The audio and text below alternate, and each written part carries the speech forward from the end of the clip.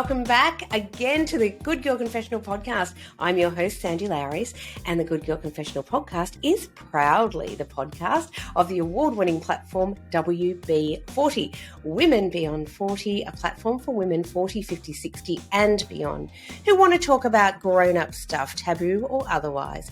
You can check us out at wb40.com. Today in the podcast, I would also like to mention a powerful book that I am involved with and super proud to be. It is called The Power to Rise Above. It seems really fitting for today's podcast. The Power to Rise Above is a powerful book where 30 women from around the world have come together to share our stories of overcoming bullying or trauma. And you can find the book at thepowertoriseabove.com.au. Before we begin today's podcast, I would like to acknowledge the traditional owners of the land on which this podcast is recorded. And in my case, it's the Wurundjeri people of the Kulin Nations. And I would like to pay my deep respects to their elders, past, present, and those emerging, and pay homage to their ancient history as storytellers. Today in the podcast, I am talking to a kick-ass woman, a woman that the New York Journal actually referred to as one of their top 30 disruptors to watch out for. Disrupting is a brilliant term for her, I will say. Hacia Atherton is taking on the male-dominated space of trades, plumbing, building, construction, electricians, whatever it may be. She has created Empowered Women in Trades. It's a powerful charity and movement which is trying to place vulnerable women in trades jobs and at the same time working to advocate to change bad toxic behaviours within these spaces. She's pretty incredible. She has walked away luckily from an earth-shattering accident that she had where she actually fell from a horse. It's a powerful story. She's incredible. I am super proud to be chatting to Hacia in the confessional today. Please welcome her with open arms. And what a brilliant and powerful podcast to be sharing with you in this week of the International Women's Day. Hey there. When Sandy's not interviewing kick-ass women, she's hanging out with me at Alex the Seal, a podcast about music and nostalgia. I'm Jo Pybus, and each episode, Sandy and I talk about all the songs that got us hooked up, knocked up, and broken up. Do yourself a favour and search Alex the Seal on your podcast app. Love you, Molly. Hello, Hacia, and welcome to the Good Girl Confessional this morning. How are you? I'm great. Thank you so much for having me. I am so excited to have you actually because I am loving everything that you are doing because I love a chick who is kicking down doors in male-dominated spaces, and that's you in a nutshell. How are you today? I am great, and yes, I'm definitely taking on the biggest boys' club in Australia, which is our skilled trades industry. Women represent 3% of skilled trades, and in some trades like plumbing and metal trades, they're not even a full percentage yet. So there's a lot of concrete walls to bulldoze down in this industry. Wow. I was actually quite shocked when I read that it's only 3% of women that make up trades. Like in Australia, I was a bit gobsmacked because I had hoped, I guess, over the years and thought that those sort of stats would be improving, but in actual fact, they're really not, are they? Well, it took 10 years to go from 1% to 3%. So that's a very slow crawl to increasing the numbers. Wow. So I should tell all of our beautiful listeners today that the extraordinary thing that you've done is you've not just like looked at that because you come from a family of tradespeople. And when I say tradespeople, I'm going to say tradesmen because really I'm guessing prior to your involvement in all of this, there probably weren't any female trade role models in your family. No, so I'm a fifth generation plumbing family. My great-great-grandfather was one of the founding contractors of the Master Plumbers Association. There's been 4 male Atherton presidents of the Master Plumbers Association, and my great-great-grandfather was also on the plumbing union that got the 8-hour day. So I've got a long history of inspirational tradesmen in my family, but I'm the first female Atherton to get involved in this space. Wow, that's phenomenal. And you have created something which is quite mind-blowing, to be honest. So I love these stories because it's like anyone sitting at home listening to this who thinks, oh, I see issues in a certain space, but it's too hard to take it on. You have fully taken on this industry. You've created something pretty amazing. So you're the company director um, uh, of basically you're the founder of the Empowered Women in Trades, EWIT charity. Yes. Tell us all about that, how it started, how you got involved, and what drives it. Yeah. So a lot of it started when I uncovered my own unconscious bias. So with such a pedigree in trades, you would have thought, wow, why didn't she go into trades? And our family company manufactures medical infection control equipment. So not only did I have plumbing on my back doorstep, I had welding, fitter and turner, tool maker, electrical, like an array of different trades I could have gone and explored. But my own unconscious bias was, you're smart, you going to a private school, you've got to go to uni, become an accountant, etc., etc. And then when I finished all of that study, Dad said, now go and learn the factory side of the company. You've got the academic side and the business academia. Now go learn the other side of how the company works. So he put me to work in the factory for 6 months, and I absolutely fell in love with welding. Like, it sparked my soul. I was just 29 at the time. I was a very high level dressage rider. So I had a mortgage and 2 very expensive horses and a car loan and everything like that. And I just thought, wow, imagine if I hadn't had that unconscious bias and asked Dad when I was 15, 16 if I could have had this experience, how different my life would have been, because I probably would have gone off and done a welding apprenticeship and got the tickets. I also love diving, so I might have become a deep sea diver welder or something really cool like that. And so that really sparked my interest. I was very aware of, one, the skill shortage Australia is experiencing and was experiencing back then, and 2, that you didn't see that many women. I didn't know the dire straight percentage, so I started to research, and at that time it was 2%. I think when I looked at it, plumbers were 0.5% and your metal trades were around 0.3% of women were in these trades. And especially with me falling in love with the metal trade, I was like, what do you mean 0.3% of metal trades are women? Like, this is an awesome job. It's so funny to me because I look, I just had a total like memory thing, right, of the movie Flashdance. Now you might be too young for that, I don't No, know, but I in the 80s, anyone remember. who's right, Absolutely. Flashdance, where she was this beautiful dancer, but at the same Yeah, time, it was so controversial that she was a woman in welding, and she was a exactly. welder, and the sparks were flying, and all of it. And I remember at the time thinking, wow, that looks like really cool.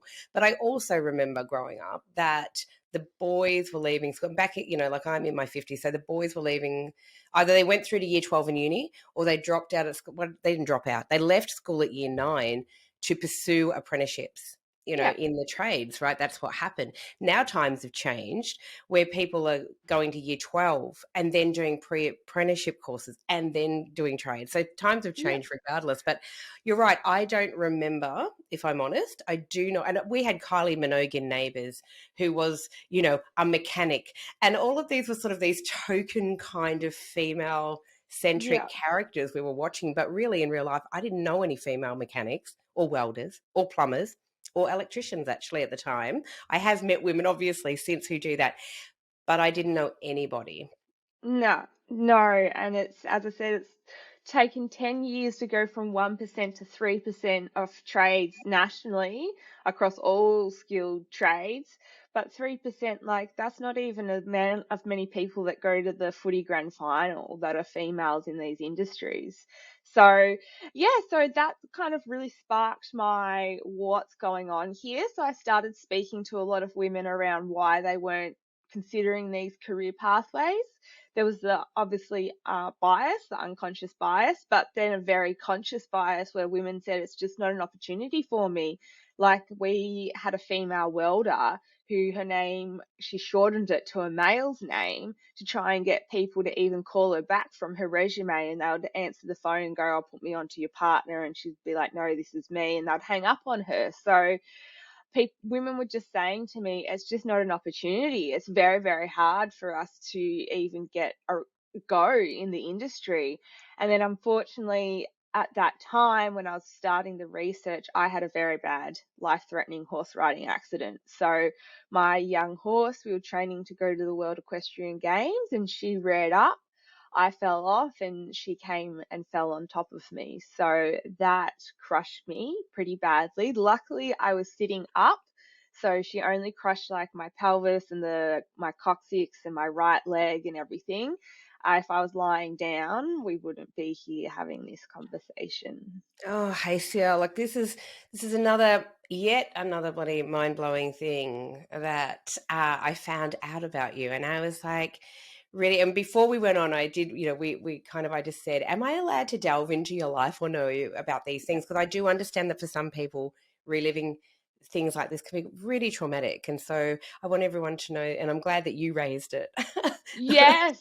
Well, because they're very linked. Because that accident, I lost my opportunity to walk, and I just kept hearing that word from all the women I was speaking to. It's just an opportunity we can't access, and we all think we've got the right to have the opportunity to walk naturally. And when I lost something that we have a natural right to access, I really emotionally connected to what these women were saying, because they have a natural right. Women have a natural right to have gainful, meaningful employment. And if they're passionate about welding, there shouldn't be massive roadblocks in the way for them to pursue a passion.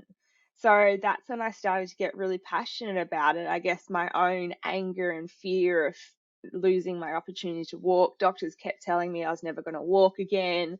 And so that all kind of came together. I was in hospital for 6 months after the accident. So I had a lot of time to like research and kind of go, right, what's going on? What are the barriers? What are happening? So I spent a lot of my time in hospital actually researching the topic as well. Yeah, wow. Um, let's talk about that just for a minute. I'm glad, like in some ways, that it kind of afforded you an opportunity that you didn't realize, which was time Yes. to be looking at other things. But let's not underestimate how traumatic this experience was for you in terms of, as you said, one of your great passions in life was equestrian riding and Yeah. having two beautiful horses that, you loved, and this happened. One thing I want to just quickly ask, because I know people will ask me, how was the horse after the accident?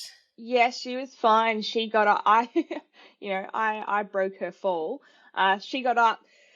Because actually, well, when she was starting to get up, I actually flipped over onto my tummy and army crawled out of the way, dragging my legs because I couldn't move either of my legs, so that she didn't trample me when she got up. But she got up, shook the sand off her bum, and ran back to her paddock and started eating her dinner. So she was absolutely fine and got dinner probably earlier than she would have. Oh, good grief. And so did you knew instantly, or you didn't know instantly? You must have been in shock, I'm guessing that. Yeah, the pain didn't kind of connect with my brain until obviously I was away and safety, and it's amazing how your body just goes into this like save yourself adrenaline mode, and I was able to get away from her, and then I kind of just collapsed, and this flooding of pain that it was almost like my brain couldn't process the amount of pain that I was in. So it was that shock and everything like that. The fact I couldn't move either of my legs, I thought I'd broken my spine. So I thought, that's it, we're done.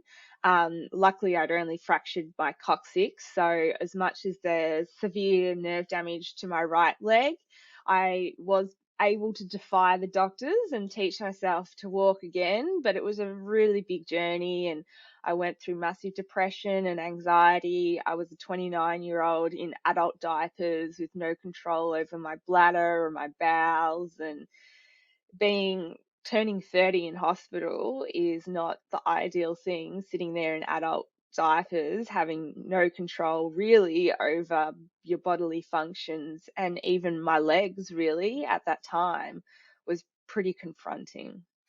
Yeah, wow, bloody hell. And that's an understatement for sure. And you're right. I think it's wow. So that you're in hospital, I'm guessing a lot of rehabilitation to get to that point, and a lot of though determination to kind of prove everybody wrong and that you could do this. What gave you that sort of drive, I guess? It was actually when I first stood on land for the first time, and that was 117 days after the accident. So I had rehab twice a day, and once a day on Saturday and Sundays. And yeah, it was 117 days. We were ready to have the first crack at standing on land. And I only stood for a few seconds. I felt nauseous. I felt dizzy. It was horrific. I collapsed back into my wheelchair. And I went back to my hospital room crying and really beating myself up and telling myself that everyone was right. I was never going to walk again. This is my life now. And I went to a really dark place and probably hit my rock bottom. And then I actually remembered, and my dad reminded me of it, this cartoon that we had on the fridge when we were a little girl, of this pelican with a frog in his mouth, and the frog's like strangling the pelican, and it just said never give up. And my dad was like, Hasty Bunny Rabbit, you just can't give up. And that kind of was like, all right, I've got to find a way to punch myself out of this dark place. My dad used to be a professional boxer, so I've always kind of think about like being in the ring, punching out of hard situations. And that's when I actually discovered positive psychology, which now I'm doing a master's in applied positive psychology at Melbourne, because that was the real turning point for me, starting to really understand what was going on psychologically, understand what the pain was doing, the levels of cortisol in my system, the fight or flight mindset I was constantly living in, and just starting to understand all of that really gave me the tools to start to turn my mindset around. And then once my mindset was turned around, it was like, nah, every day I put number 3 on my goals of what to achieve, walking, walking, walking. And I just got this really stubborn mindset that when the doctor said, you've got to stop putting that goal up, I'm like, don't tell me what to do. Like, I know my body, I know my brain better than you ever will. So every day I'm going to put that goal up and won't take them telling me what I can and can't do, just because they've got hundreds of pieces of paper in their office that gives them the authority to tell me their opinion. Wow. And like, how shocked were they when it happened, when you started that? And I'm sure like people, I don't want people thinking one day you just stood up and then you're able to walk. Of course, it's a No. process. It's such a process. But what was their reaction when they could see that, oh, she actually is going to do this? It's going to happen. They were confused. They were like, wow. And I really pushed my physios hard because they had to really start thinking about out of the box ways and unconventional physiotherapy ways, because they're like, she's obviously not going to give up. So once my team saw that I was so determined, they also changed their mindset and they started to get more creative in a range of different things. My doctors were like, okay, well, the nerve pain's really bad for you, so let's look at different things, or trying different meds and stuff. So it was amazing how my mindset eventually changed the medical team around me, and they all started thinking outside of the box of how do we support her, which I thought was the most incredible thing, and really taught me the power of, if you show up and be the change, then you actually change people around you. Oh, I love this so much. You have no idea. So, I was raised by a mum who was disabled her entire life because she contracted polio, and she was a very strong advocate for dignity in care, but also for advocating for self in care. And I witnessed my mum as I was growing up have stand-up arguments with specialist doctors, physios, on what she could or could not do. And this whole notion around, she was told as a child, you'll never walk again. It's never going to happen. She did walk, and there were times when she had to, she was in a wheelchair. And so, she sort of wanted to defy that as well, of what is disabled, and that someone who's disabled doesn't necessarily be in a wheelchair 24/7, or they might be, but not always. And so I think that this whole thing that you're raising is so important, and something that has been talked about on this podcast with so many kick-ass women, about advocating for your own care, and how hard it is, because women generally are often dismissed in the medical practices of the world. This is a reality. They are, exactly. And even so, I fly up to Sydney or I'm Melbourne based, and I fly to Sydney to do all my orthopedic surgery. I had my right hip fully replaced 6 weeks ago, and that was up in Sydney. And one, this is a world leading surgeon up there, but two, he actually understands my post traumatic stress. So he lets a support person literally come into the operating theatre and hold my hand until the anaesthetist has put me to sleep. Where so many medical professionals will be like, no, not allowed, blah, blah, blah. They can't come in. They can't even come into the pre-op area for you. And for someone that has very bad PTSD and anxiety, you need that support person to get you to the surgery, because you're in a place with all your triggers, the smells, the sounds, the processes, the feel of the gown on you. There are so many triggers that even though I'm pretty good in my day-to-day life on being able to calm my anxiety, when you are literally overwhelmed with triggers, you need that support person there to just keep pulling you back to reality and keep helping you as well. So again, it's hard in the medical industry. They don't seem to understand, and I've found great medical teams that do now understand, but I've gone through a lot that just do not have empathy for PTSD and anxiety. Yeah, and that's really quite a huge thing, something obviously that, I grew up understanding through, say, my mum. But I've also, had, as I said, amazing women on this podcast who talk about exactly that when they have ongoing health issues. I was just talking to this incredible friend of mine who I met through doing all of this sort of stuff, which is great. Her name's Kimberly Coleman. She's in Texas, and she survived colorectal cancer, and she lives with an ostomy, and she is an advocate for that. But she has ongoing health issues off the back of that, as a lot of cancer survivors do. And she said trying to build a team of specialists and medical people who get it, who understand, but also who understand her triggers and her trauma, of what she has lived, her lived experience. And there's a lot of medical people, I think, they're so good at what they do because they can detach emotionally from what they're doing, but that's not helpful for the patient, really. No, definitely not. And definitely when there is anxiety and PTSD in the mix, having a detached medical professional that can't bring empathy to the table it just makes it worse.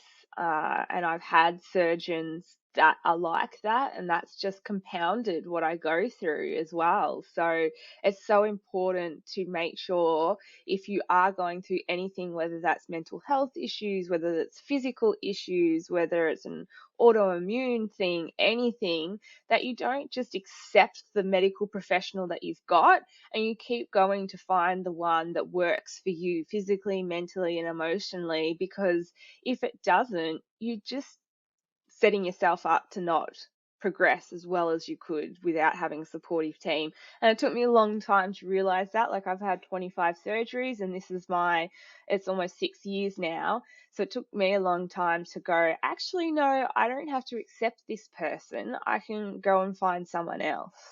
It's so important. And, while I understand that not everyone might have those options, I think it's really important to continue to advocate for yourself. And if you can't, anyone who's listening, if you feel you can't, if you're in a dark place, as you say, and you get a friend, family member to help advocate for you, I think it's so important. And as women especially, there is this, we talk about unconscious bias and conscious bias.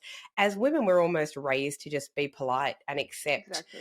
And I think it's so important not to do that. You're so right. Exactly. And I have had people advocate on myself. Like, again, that support person that comes with me for my surgeries, like they're that person that protects me and advocates for me. And if someone says, oh no, she can't have the curtains closed, that person, I don't have to deal with it in that moment, because that person's like, nah, stuff you, are closing the curtains or doing this or doing that. So I've got that champion for me. And throughout even my 6 months in hospital, I had a lot of champions, my mum, my sister, my partner, my dad, that when I really needed someone to step in, they would step in on my behalf as well. So as much as I've been my own advocate, I've also got a team of people that advocate for me when I can't do it myself, because you can't always, when you're down in a dark place, someone else has got to carry the lantern for you, and that is 100% okay. Absolutely, 100% okay, and that's the other thing too of saying to women of giving up control and asking for help and support is a strength. It's not a weakness, and I think that's what I just love your wisdom on this. I think it's so important, and I think it will resonate with so many women out there who, as you say, are going through a multitude of things. It could be anything. That yes, if your doctors aren't believing you or dismissing you or not believing in you and your full capacity to do something, find another doctor. Yeah, find another doctor. Or if you can't, do what I did with my medical team in the hospital. Like, I couldn't find another doctor, but I managed to change their mindset through just my stubbornness and my advocating of, I know my own body, I know my own mind, and I know what I'm capable of doing. And I'm going to push and push and push until we achieve that. And eventually my stubbornness turned the mindset of my medical team around. So if you are with a medical team, if you're in a remote area and you don't have a lot of options, exactly like that, don't give up on being the change that you want to see in your medical profession, and having that conversation, actually just being open with them and saying, excuse me, I just need a little bit more empathy here, or a little bit more understanding of what I'm going through, because you're actually making this more difficult. And when you say that to a medical profession, it's really puts the mirror up to their face, and they do genuinely care about people, hence why they've spent so many years getting to where they get to. So when you actually pull them into focus, that they're not holistically caring about you in that moment, it really changes them very quickly. Yeah, I think that's such an important point as well. And you're right. The reality is, because we're not here to diss doctors, not at all. We're saying that, like in all facets of life, you might not just be a right fit. That's all I'm saying, and that they might be the best fit for someone else. And yes, but you're right. Advocate for yourself, have the discussions, be brave where you can. And if you can't, ask someone else to get in there and bat for you. I think is so important. So how are you feeling? Because you're saying 6 weeks ago, you've just had a full hip replacement. How are Yes. you going? Yeah, good. I'm slowly weaning off any kind of walking aids and things like that. So, yeah, it's amazing how you were saying before with your mother. Like, I've gone from running a half marathon to back into a wheelchair to riding 100 Ks to back on a walking frame. So the last 6 years, I've gone back and forth between wheelchairs and walking frames and walking sticks and crutches and all those different things. It's been that continuous journey, and it's hard every time you got to go back to the beginning board. It's almost like a game of snakes and ladders, and you're almost at the end and you go down that big snake and you're back at the beginning. It's definitely tough in the mind to kind of keep punching on, especially when you're in so much pain as well. But that's where Empowered Women in Trades helps me as well, because I've got a purpose and a meaning that's bigger and greater than me. So I don't have children, so it's not like I have a motivation of a child that I have to get myself back on my feet for a kid, but my baby is Empowered Women in Trades, and that's what motivates me to just push through the pain, get back on my feet, focus on the goal of getting back to work, getting back to supporting these women and all that kind of stuff. So that gives me the energy to push through, and where I see people in my own rehab hospitals giving up. They just do one or two exercises and then say, I'm done. Where I'm there like asking for more exercises, even though I'm like grey in pain. I'm like, no, whatever's going to get me back on my feet quickest, let's go. I'm always blown away, completely blown away by the resilience of women. Seriously. I think and I'm not saying that men don't, of course they do. Of course men can be resilient, but my platform is really women. I speak to women all the time, daily, Yeah. weekly. And I'm just blown away by the resilience of women to dig deep and kind of go, I can I want to be in a place and I'm going to find a way to get there against like a lot of odds, right? So it's quite Yeah. amazing. So you referred to empowered women in trades as your baby, and what a beautiful baby she is, by the way. Thank you. It is a beautiful baby. It's such an extraordinary thing. So, you know, you're in a hospital, you're going through all this stuff, you finally come home, I guess, and you, as you said, during that time, you're doing a lot of research into the trades, and this is giving you a purpose. How did you jump from, say, I'm researching this stuff to I'm going to create this platform, this charity, and I'm going to start empowering young women in trades, or all women in trades, really? So it started off as a local community thing to try and get more females into the family factory floor. So originally, and with my accounting background and everything, I'm like, we'll be using government money and council money. I don't want anyone to profit off this. So I'll set up a charity that's external to the family company, so that there's good governance and everything like that. And dealing with council money or donations or things like that is all nice and separate. Put a board, independent board in place.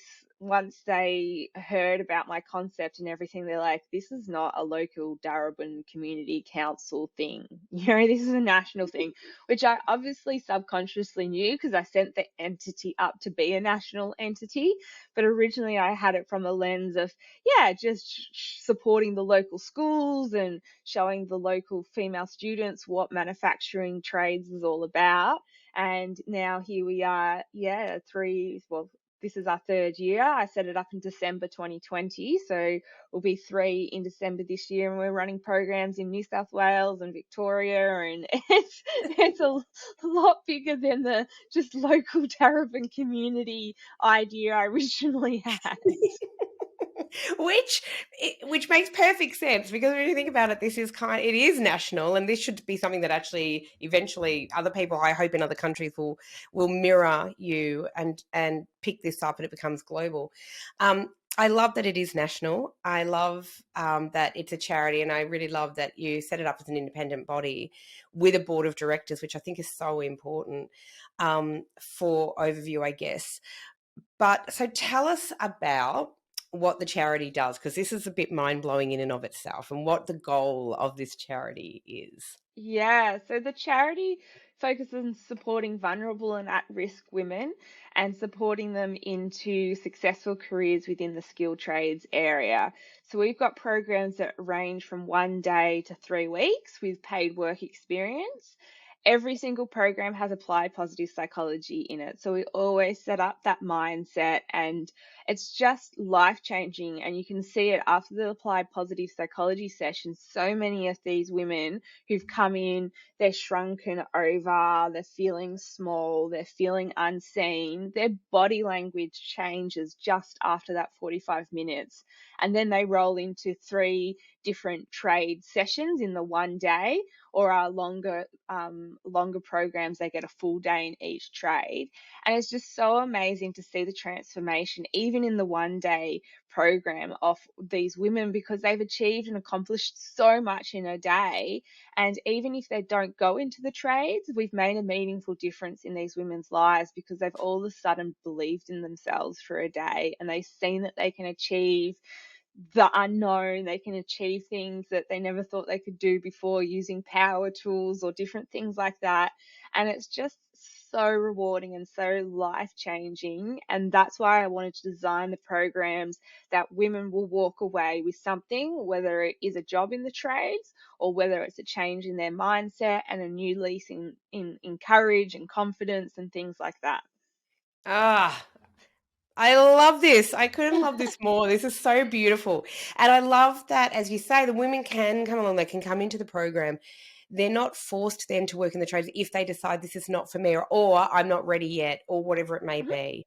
And as you say, Exactly. when you've got women who are in those very vulnerable situations, this is such a beautiful, beautiful thing to hear, that they're walking away with a little bit of you matter, and we see Exactly. you, and you're important, and you're worth it.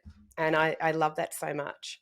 Exactly. And then as well, we make sure any employers that we bring to the table or that we work with are employers that will support these women to thrive as well, because it's a bit dicey out there at the moment.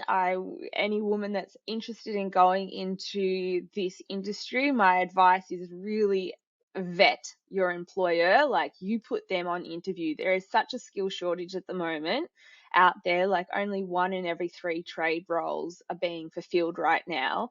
So it's employees' choice, and don't just sit there going, oh, they've given me a chance by interviewing me. Really interview them, and if you feel that their values, or they're just box ticking or hiring you because they need you for the quotas or things like that, move on. Reach out to someone like us to help find an organization that's really got the mindset to allow you to thrive, because those box ticking organizations are just going to stick you in the corner, give you the mundane tasks. They're not going to stomp out sexual harassment and bullying.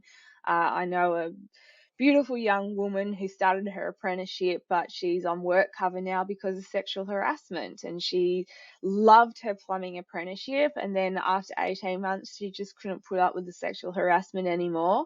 And now she's on work cover because it's severely affected her. Wow. And I guess this is one of the barriers that girls are facing when they go, oh, and women. But, this is what we see in the media. Right? We see that, and I understand lots of industries are trying to stamp it out, but it is still prevalent in a lot of industries.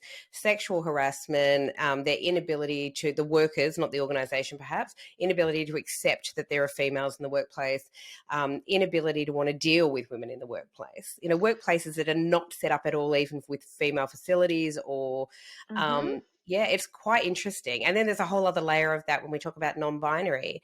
And, so people who identify as women and non-binary is yet a whole other layer of, they're blocked from industries where they might be brilliant at. Very much so. And again, with it's hard enough for women and the non-binary people as well. We have some of them go through our courses, especially in the school-based level. And yeah, my advice very much for them is, it's very important that you not only find an employer that's going to support you, but will protect you, because you might be on site with other trades and other employers that don't have the mindset of your employer. So you need to find someone that will actually advocate and protect you in the industry, because not everyone is like-minded. There was a female that called us up not so long ago. She wanted to get a carpentry apprenticeship, and she called 34 employers that were advertising for an apprenticeship, and they all said no to her because she was a woman, and stated that as the fact. Wow. And, so we know that this is illegal. We know that you cannot, Yeah. right? We know that in Australia, so anyone listening along, we have people all over the world. In Australia, it's actually legal to, unless you have some specific stamp from the government. Basically, it is illegal to discriminate against someone for their gender, for their sexuality, for their race, whatever it may be. And yet, here we go. It is happening rampantly all over the place still. And so I laugh sometimes when, people say to me, oh, I don't know, do we still need feminism? I go, yeah, we do actually. And here's another example of why. Come to a construction site. If you're asking that question, go to a construction site. Right. I love this. And so I've had an incredible woman on this podcast, Becky Perez. I love her. Becky is a woman in the construction industry. She has been in the construction industry for decades now and is still to this day seeing that fight that women have to fight for women to get into leadership positions, for women to actually get into mentorship positions, for women, for younger women to be able to come into a construction industry at all is still a hard ask. And it's mind-blowing. And, we have these amazing women out there advocating for it, and thankfully you're one of them. But it's still a tough gig. And as you say, 3% says it all, really, doesn't it?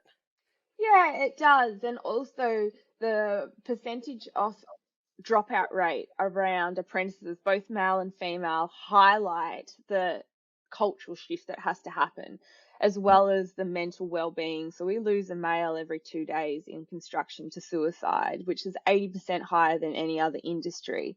So there's a absolute wealth of evidence that's proving the mindset of the toxic masculinity mindset of the industry is not conducive for the younger males coming through. It's not conducive for a lot of men that are already in the industry through the mental well-being issues that we're seeing, and it's not conducive to attracting and retaining women. So it's destructive on all angles of the industry as well. So when I advocate for change in the mindset and the culture and talk and work with a lot of the men to shift them from a toxic masculine mindset to a positive masculine mindset, it's one, for their own mental well-being, and two, again, to start removing these barriers for women to not only enter but be retained, as we saw about the plumber I was speaking about. She entered, she loved it for 18 months, and now we've lost her to the industry due to sexual harassment. Which is just horrific, really, when you think about it. And I think there were so many barriers, let's face it. I love, though, that what you're doing is opening doors for, as you say, vulnerable women or women who have come out of some, very damaging situations, to even open up their minds to, hey, this might be a possibility. That from going from, well, I don't know, I could never have a career, to, oh, guess what, I never even thought about the trades. It never even occurred to me as a woman that I could be a plumber or a carpenter or an electrician. I follow a number of women on like Instagram and socials, etc., who are female electricians. One's a plumber. But I love that, because the reason that they capture people's attention is because they're a rarity, first of all. Exactly. And that they get in there and they show you, like, one's a carpenter and she does her home renos. So I fall down rabbit holes watching female home reno people. I love it. But they're up there, they're showing you firsthand what they're capable of, and it does make you feel like, as a woman, if you can do that, Yep. then I can do that. And it might be, oh, you're renovating a house, surely I can hang my own picture, or surely I can put together flat pack furniture, or whatever it may be, right? And it empowers us in different ways to see. I'm a big believer we can't be what we can't see. If we cannot see women in these industries, then how do we know we can be it? Exactly. And that's the other thing around, especially even our 1 day program, women walk away with enough education of like, oh, okay, so if something's happening at my house, if my roof's leaking, I know I need to call a roofing plumber, because there's 6 different types of plumber. If my toilet's blocked, I got to call a sanitary plumber. So they're empowered with information to be able to reach out to the right version of plumbers, for example, and have enough that they're not calling, a general plumber for a roofing thing, and then they make fun of them and they're like, nah, you got to call a roofing plumber, love, not me. After they've charged them for the call-out fee. Yeah, exactly. Exactly. So what I love about our programs is that it empowers them enough with information that will help them in their day-to-day lives of, all right, I need to call X, Y, and Z, or I understand now there's differences between X, Y, and Z plumber and those kind of things. Which is, it does empower you to just know things. I mean, I guess that's the thing. I know, myself, I was married for a long time, then I became a single mum for a long time, and really had to learn how to do a lot of stuff, which I had quite happily handed over to the male in the relationship, and then went, well, hang on a minute, there's things I have to learn how to do, right? I think it is so empowering and so important. And I think for women to be able to come into a program like yours and walk away, as you say, even if they don't enter the trades, although I hope some of them really do. Yeah, about 70% do. So Wow, that's generally huge. 70% do, which is great. So, and a lot of them ironically enter the plumbing industry. So I can't wait for new stats to come out, and hopefully we're getting to 1%. Hopefully I will be so excited once we see a full figure in plumbing trades and a full figure in metal trades as well. Once we've got that little one, I'm going to be so excited. Yeah, that's very exciting, and especially for you coming from a plumbing family background, it's quite. I guess because people actually think about when I think about plumbing, you always think about toilets, but there's so Yeah. many different sides to plumbing. It's not just toilets. No, and a Mm. lot of women are interested in gas fitting because that is very detailed, it's very safety conscious, it's not a heavy duty plumbing kind of thing. You're not in big ditches doing sanitary pipes or anything like that. It's a great trade being a gas fitter. You've got to go through your apprenticeship because it's a specialized thing, so you do have to go through and experience different forms of plumbing. But like gas fitting is a fantastic trade, and as well as more of the going into the fire kind of stuff as well. So there's so many areas that women can succeed just in the plumbing industry alone. Yeah, I love that. And one of the big things that I love that you're doing, and which is so important for every woman listening out there who's thinking, oh my God, this might be something for me, is that, empowered women in trades, you are going out there and talking to these industries. You are talking to the heads of these industries and saying things have to change. You desperately need people. Women are your answer, but you need to make the workplace safe for them. And I think, that's such a huge component in all of this. It's not just going, oh well, we've got some jobs, let's try and force, like, not force, No. let's try and fit women into these roles, when there's a bigger piece here, as you say, which is around safety and people feeling secure in the workplace. Yeah, exactly. And through my keynote speaking or our culture workshops, we really do that. And I bring up very basic things like, guys, if for some reason every month for a couple of days she's going to the toilet more often, don't question her or don't stop her. Or if you're a service-based trade and she's asking every couple of hours to pull over or go to the toilet or things like that, don't question her, because a woman has 3 reasons to go to the toilet. You have 2 reasons. If you need me to call out the third reason, I'm happy to call out the third reason, but I think you're all smart enough to realize what the third reason is that she could be going to the toilet. So, and again, that's secular, it's cycle, like it's not every day, it's for a certain time and in a certain month. But that's a big barrier too, because women get called out like, oh, why are you going to the toilet again? You just went to the toilet a couple of hours ago. So part of our education is like, one, have facilities there for the women, have sanitary bins or have some form of facility for the women to use it, because there's horror stories of women putting their tampons and pads in their lunch boxes, in their pockets, in their car doors. So have something to support them. And then again, don't question their movements. If they're going to the toilet regularly on one certain day, would you question a guy if he ate a bad burrito and he was going to the toilet a lot? No. So don't question her and call her out in front of the whole site so the whole site knows that she's got a period. Like, it's just mortifying when they do that. Oh, Jesus. Hey, see, I had never even thought about that, if I'm honest, Yes. like that you'd have to educate men. Of course, Oh, of yes. course, I know women have periods. Hello. It never occurred to me you'd have to educate men around that, and that why It's a women need to go to huge the barrier. It's a far huge out. barrier for retention, because a lot of women are like, I just can't cope. Can't cope. Oh, They're going to work with a tampon, a pad, and period undies, because they're like so petrified of terrified. leaking because they can only go during smoko and lunchtime, that they're doing that. And it's like, a woman shouldn't have to do that at all to go to work. It gets me really angry. So period education is a big thing that I do talk to a lot of the men about, Good. as much as it makes them uncomfortable, but it's Well, they just need to so hear it. important. It's so important.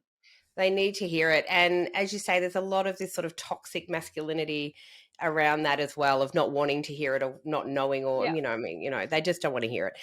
So I love that you were doing that. I think that's, to me, that's so powerful, because it's changing an industry on many levels, not Yeah. just saying you need to put more women in these positions because they're kick-ass, but also you need to support them.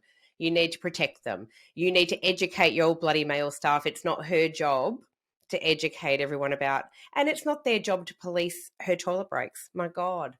No, exactly. But look, again, on some sites where it's more obvious, where there's only one toilet, they Mm. usually have a male stand outside her toilet. And I know the unions had a massive fight and it ended up in the High Court around this because they were forcing a second toilet for the woman. And it turned into a massive fight. But having someone stand guard while the woman uses the toilet is not safe. That's not creating a safe space for her to go. And like, you're sitting there in a toilet while a man's standing guard. That's not a Ugh. comfortable feeling at all. Like, It's a horrendous thing. we need to get the industries to the point, and that's where we're very particular about the sites we take the women to and the people that we interact with, because there is industries where they've progressed a long way. They have female toilets. There's, keypad locks in the female toilets. I'd love to get the industry to the point where we don't have to have, codes and locks on female toilets, but that's just, we have to accept where we are at the moment. And we're very honest with the women and say, yeah, that's where it is. That's where the toileting issue is, this basic issue that's a big issue. And then we talk about how we get women into leadership roles, mentor roles, progress them through the careers. But one of the biggest barriers for women is toileting. Yeah, it's toileting and general safety on site, right? For Yeah. not being harassed because you happen to have boobs or whatever.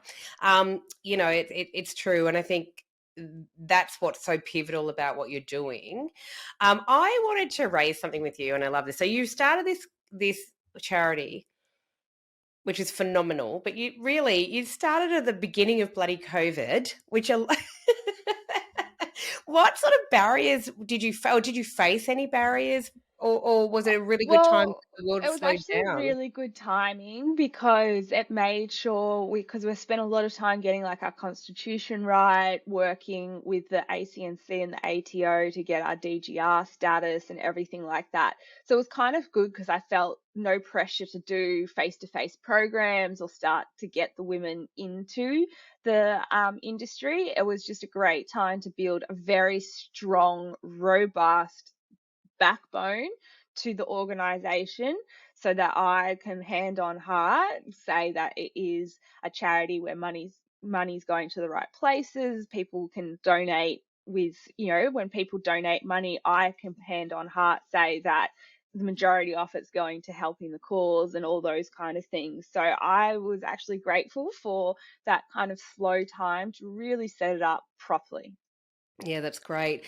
And I guess the big question here is, who are the women who can access these programs, and how do they Yeah. access the programs? So the great thing at the moment now is we've got the charity and also the social enterprise. So if you're a woman that's interested and you're not vulnerable or at risk, then you can do our same program, well, slightly different program. The positive psychology is slightly different between the charity programs and the social enterprise, but you can do the social enterprise programs. If you're in Melbourne, we've got a plumbing focus one coming up on the 14th of March. So you can follow us on our socials. We post about all of our days on there, on our website. We've got events pages and all that kind of stuff. So either, following us on socials or looking at our website or reaching out to the team as well. They'll be able to guide you and point you in the right direction. If you've already gone, yes, I want to do X, Y, and Z, but how do I get started? And you don't need to do a program as well. Definitely reach out because we can connect you in with the right people. And in terms of organizations, so construction firms or firms, and they're listening along, or they're hearing this, or someone in that organization is hearing this and thinks this is a phenomenal program and we need to get better at this stuff. How do they tap into this as well? Yeah, so for the corporates, we run a range of programs from I can do a keynote to a 1-day workshop to a 2-day workshop to ongoing coaching and mentoring as well as we run these programs as a recruitment mechanism for these organizations as well. And when we're doing that, we always have a session inbuilt in there as well where we do that basic, as I said, period education, basic 101s, if you've got to get in and physically touch her to show her how to use the tool or hold the tool, ask permission, ask consent, and explain the best way to support you to show you how to do this is actually physically touch you. Are you okay with that? If everyone else has a nickname, ask her if she has a nickname that she's comfortable being called. So you're not like, hey, Atho and Benno and this and that, and then hello, Hacia. Like, it just makes her feel different. So just ask those questions on how you make her feel inclusive to the culture that you've built, and then also understand that the culture has to change to accommodate her as well around just that mindset. And don't watch her like a hawk and question her every second that she does something. If her exactly going to the toilet more regularly, don't question her on that. Yeah, I love this so much. I'm not surprised that, you start in 2020. By 2021, the New York Journal has listed you as one of their top 30 disruptors, female disruptors. I'm actually really not surprised by that at all. Was that a bit of a thrill? That was an amazing thrill, and it was very fantastic to be recognised like that for taking on the biggest boys club in Australia and really starting to disrupt it.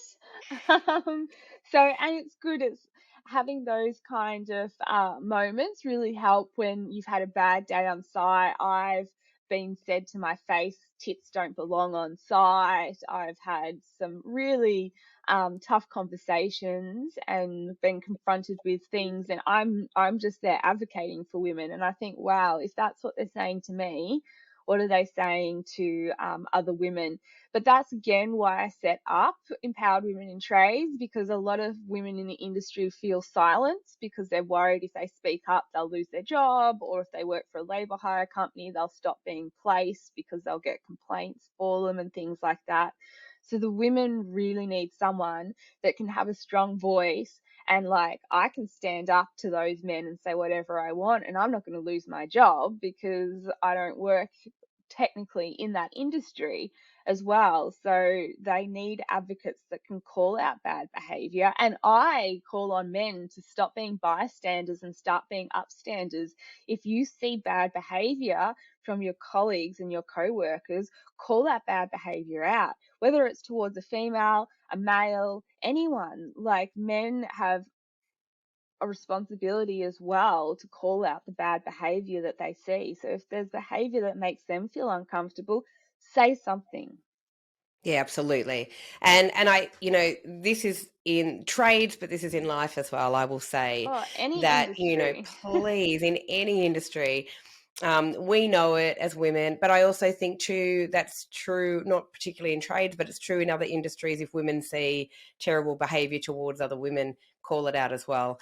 But Exactly. definitely in trades, being a very male, or in all male-dominated fields, absolutely men should be calling out this crap and saying, enough, not dealing with this. Exactly. How dare you? Stop it.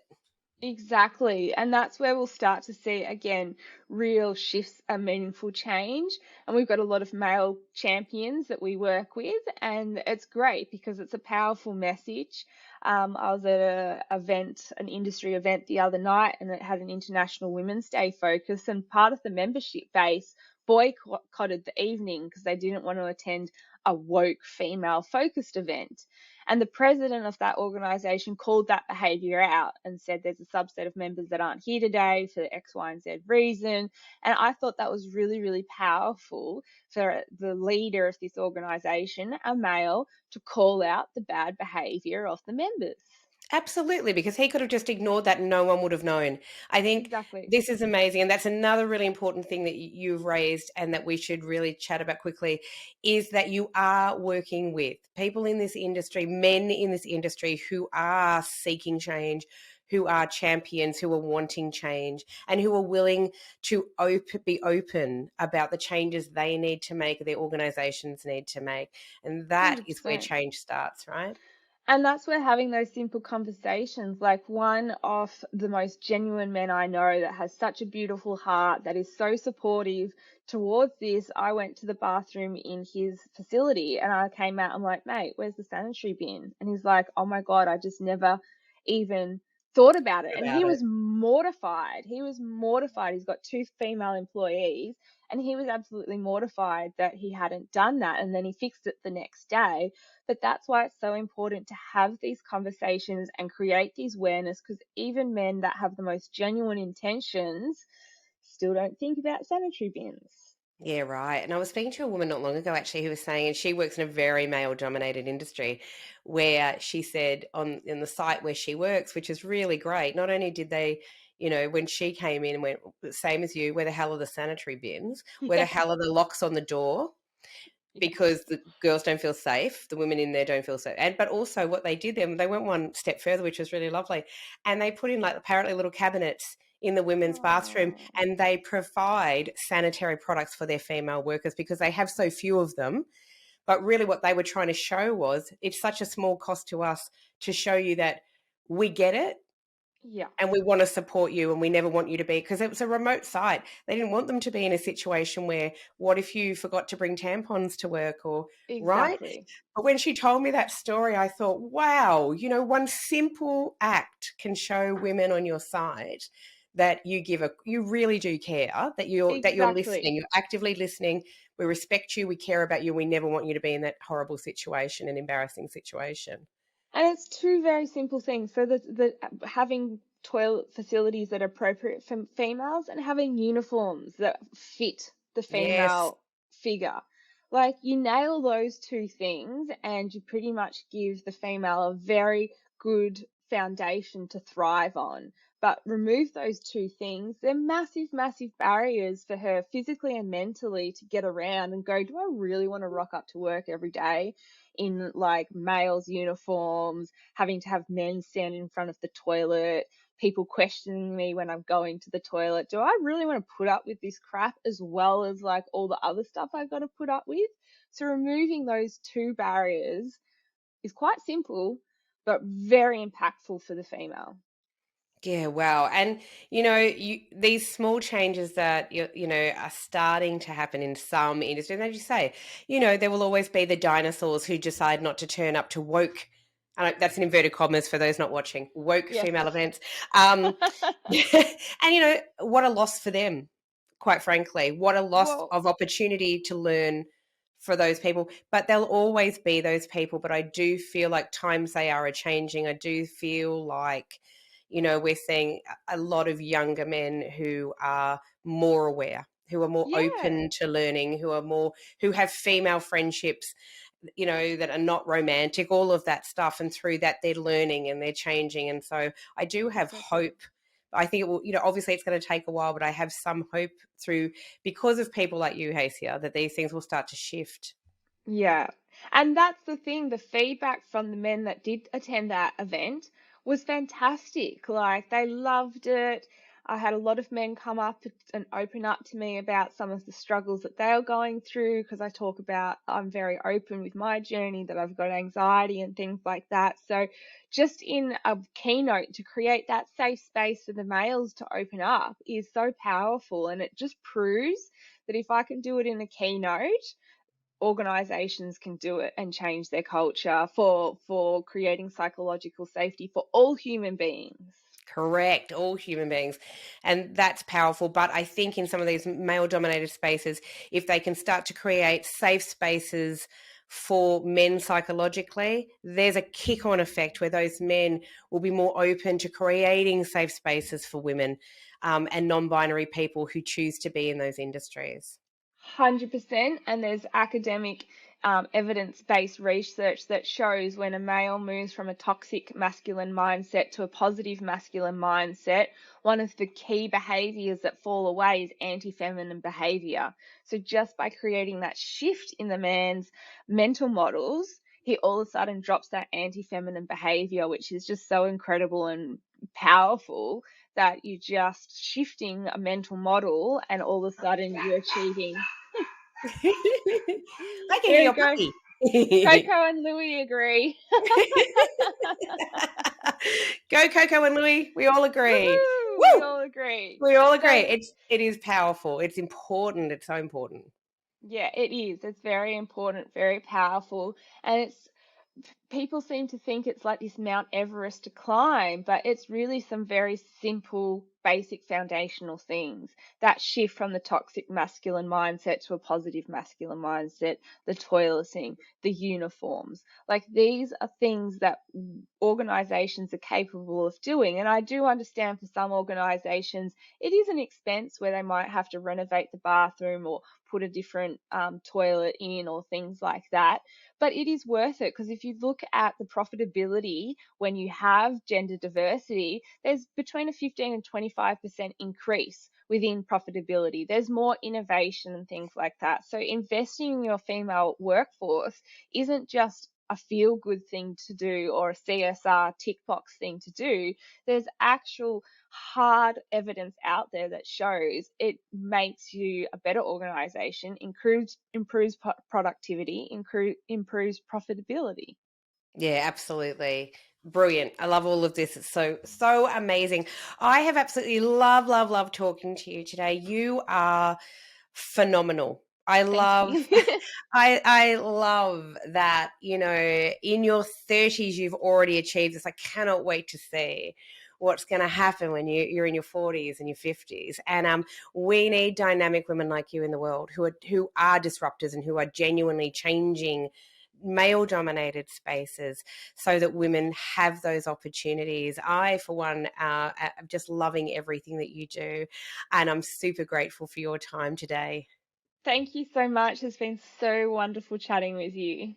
You're brilliant. And I will be sharing all of your links across our social medias, across the podcast, so everyone, and on our website, so everyone will be able to reach out or read more about you or follow the journey, because it is really important. So I thank you on behalf of all the women that you and empowered women in trades are helping. I think it's phenomenal. Thank you very much. That means so much to me. Thanks, Hacia. Thank you.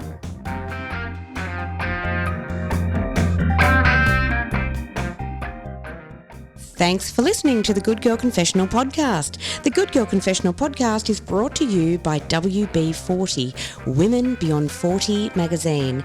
Available now at WB40.com. The Good Girl Confessional podcast is available on Apple Podcasts, Spotify, and wherever you listen to quality podcasts. We're also now available on YouTube. We chat with really interesting women about their hard-won wisdom, but it really helps us if you can subscribe, like, and share the podcast. Thanks so much for your support. Bye for now.